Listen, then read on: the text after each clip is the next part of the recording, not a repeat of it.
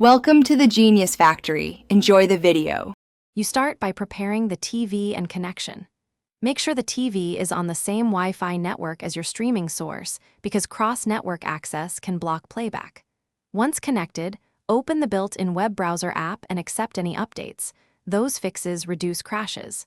If typing is slow, pair your phone or enable the TV's remote keyboard so you can enter search terms quickly. Now locate the address bar. Type the movie site or player URL to move to the next step. Once on the site, search for the movie title or paste the direct player URL to skip menus. If the page looks mobile-only or missing controls, switch to desktop mode so full playback options appear. Then pick the quality, HD or adaptive, and select subtitles and audio track before pressing play because some TVs reload the player when you change options.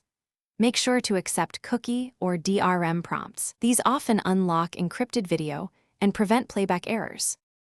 Press play and use the remote to enter full screen. This reduces UI rendering and improves performance. If video stutters or buffers frequently, lower the quality to 480p or use adaptive streaming so the player matches bandwidth. Also close other apps. If it still fails, clear the browser cache, restart the TV, and check the router for congestion. As a final workaround, cast or mirror the movie from your phone or laptop to the TV. That often bypasses browser DRM and fixes.